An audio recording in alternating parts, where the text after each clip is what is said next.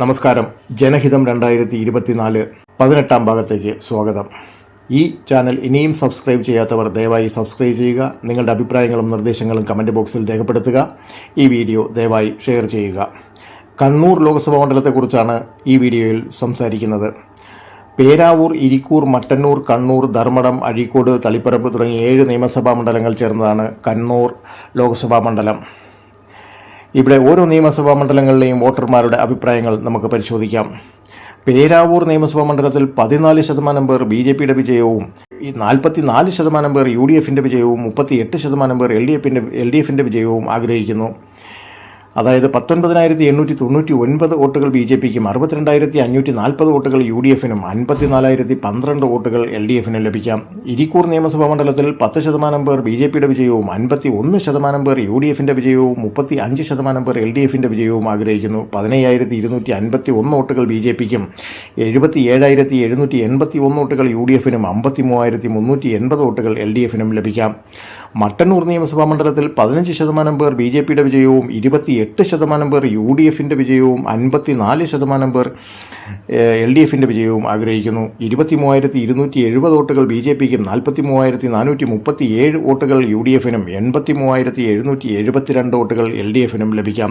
കണ്ണൂർ നിയമസഭാ മണ്ഡലത്തിൽ 12% പേർ BJPയുടെ വിജയവും 46% പേർ UDFന്റെ വിജയവും 38% പേർ LDFന്റെ വിജയവും ആഗ്രഹിക്കുന്നു. 16,090 വോട്ടുകൾ BJPക്കും 61,680 വോട്ടുകൾ UDFനും 50,953 വോട്ടുകൾ LDFനും ലഭിക്കാം.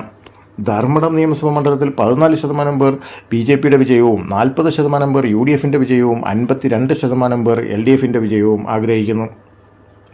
22,434 വോട്ടുകൾ BJPക്കും 64,098 വോട്ടുകൾ UDFനും 83,328 വോട്ടുകൾ LDFനും ലഭിക്കാം.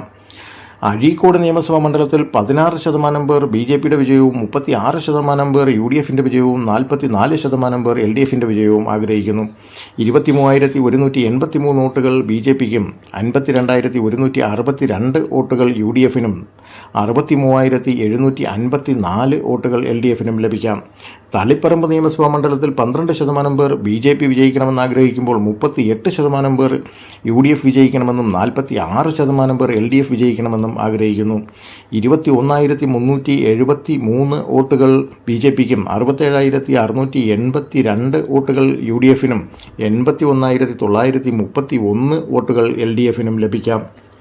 ആകെ വോട്ടുകൾ കണക്ക് കൂട്ടുമ്പോൾ 1,41,500 വോട്ടുകൾ BJPക്കും 4,29,380 വോട്ടുകൾ UDFനും 4,71,130 വോട്ടുകൾ LDFനും ലഭിക്കാം.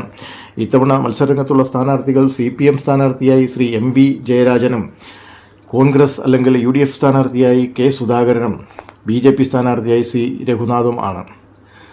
അങ്ങനെ വരുമ്പോൾ MV ജയരാജന് 4,71,130 വോട്ടുകൾ ലഭിക്കാം. K സുധാകരന് 4,29,380 വോട്ടുകൾ വരെ ലഭിക്കാം.